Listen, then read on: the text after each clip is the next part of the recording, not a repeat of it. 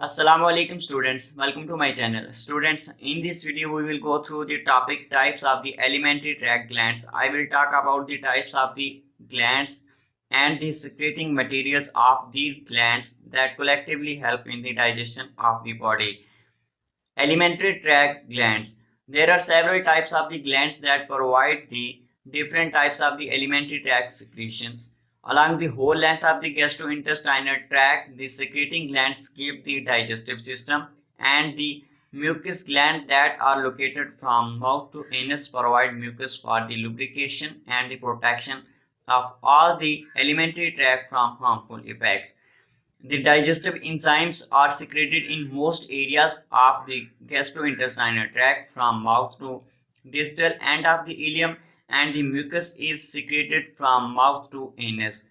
The digestive secretions secreted in each segment of the gastrointestinal tract are the amount needed for the proper digestion. The types of the enzymes and the other constituents of the secretions are varied in accordance with the types of the food present in the gastrointestinal tract segment.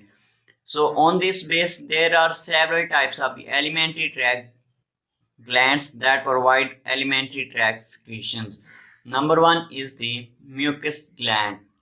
Mucus gland. In most part of the gastrointestinal tract, on the surface of the epithelium, there are single cell mucus glands. They are simply called the mucus cells or the goblet cells. Goblet cells are called the mucus gland because they look like goblets, cup-like appearance. They are billions in number that are mainly responsible to extrude mucus directly onto the epithelium of the gastrointestinal tract, and also it provides the protection from digestion by the harmful digestive enzymes. The mucus glands are commonly stimulated by the irritation of the epithelium.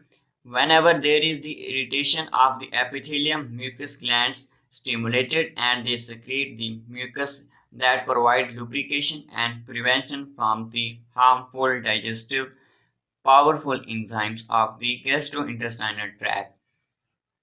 Second gastrointestinal tract gland is the gastric pits. Many surface areas of the gastrointestinal tract are lined by the pits. Pits are the invaginations of the epithelium into submucosa. So, invaginations of the epithelium into submucosa, these are called the pits. Many surface areas of the gastrointestinal tract are lined by the pits in the small intestine. These pits are called the crypts of the Labercan. In the small intestine, these pits are called the crypts of the Labercan.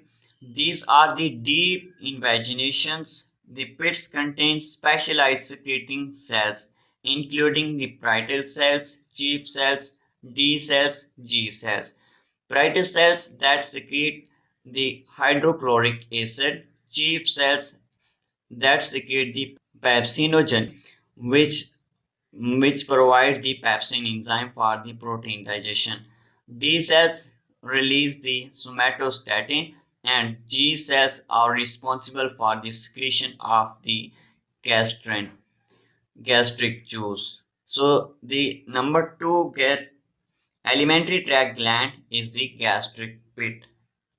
Tubular glands. Tubular glands in the stomach and the upper duodenum are the large numbers of the deep tubular glands. The acid, hydrochloric acid, and the pepsinogen secreting gland of the stomach called oxyntic cells are of the tubular glands of the alimentary canal. So, hydrochloric acid secreting cells and the pepsinogen secreting cells are the type of the tubular gland of the alimentary tract glands. And number last are the complex glands. Number last are the complex glands. The complex glands are the alimentary tract glands that are located outside of the gastrointestinal tract wall. These glands are located outside the wall of the gastrointestinal tract, so in this aspect they differ from the other all alimentary tract glands. These glands are the salivary glands, pancreas, liver. They have role in the digestion and the emulsification of the food for the establishment of the digestive process in the body. So these all are about the types of the gastrointestinal tract glands. Thank you very much.